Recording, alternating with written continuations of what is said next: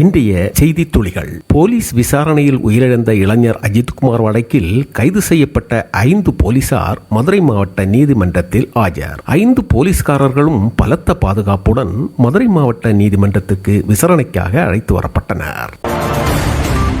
போலீசாரின் விசாரணையில் உயிரிழந்த திருப்புவனம் அஜித்குமாரின் குடும்பத்தினரை நேரில் சந்தித்து அதிமுக பொதுச் செயலாளர் எடப்பாடி பழனிசாமி ஆறுதல் கூறியிருக்கிறார்.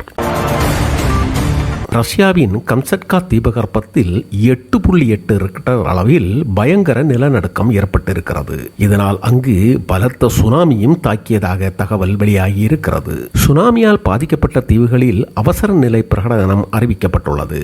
ஜப்பான் நகரங்களை சுனாமி அலை தாக்கிய நிலையில் சீனா, பெரு, ஈக்வடார் நாடுகளுக்கும் சுனாமி எச்சரிக்கை விடுக்கப்பட்டுள்ளது. உங்களுடன் ஸ்டாலின் திட்ட முகாம்கள் மூலம் இதுவரை 12.65 லட்சம் மனுக்கள் பெறப்பட்டுள்ளது. திட்ட முகாம்கள் மூலம் மகளிர் உரிமை கோரி 5.88 லட்சம் பெண்களும் விண்ணப்பித்திருப்பதாக தமிழ்நாடு அரசு அறிவித்திருக்கிறது.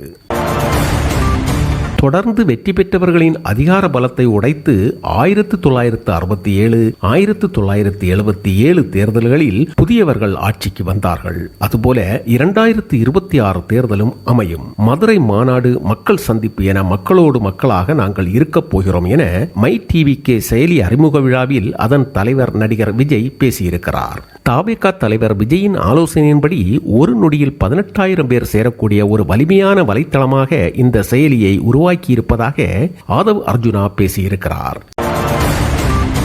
ஜம்மு காஷ்மீர் மாநிலத்தின் பூஞ்ச் மாவட்டத்தில் பாதுகாப்பு படைகள் மேற்கொண்ட ஆபரேஷன் சிவசக்தி நடவடிக்கை மூலம் 2 தீவிரவாதிகள் சுட்டுக் கொல்லப்பட்டிருக்கிறார்கள். இந்திய எல்லைக்குள் ஊடுருவ முயன்ற 2 தீவிரவாதிகளும் ஆபரேஷன் சிவசக்தி நடவடிக்கையில் சுட்டுக் கொல்லப்பட்டதாக தகவல் தெரிகிறது. பாதுகாப்பு படையினர் நடத்திய துப்பாக்கிச் சூட்டில் தீவிரவாதிகள் 2 பேரும் கொல்லப்பட்டனர். இவர்களிடமிருந்து வெடிகுண்டு, ஆயுதங்களும் பறிமுதல் செய்யப்பட்டிருப்பதாக தகவல்.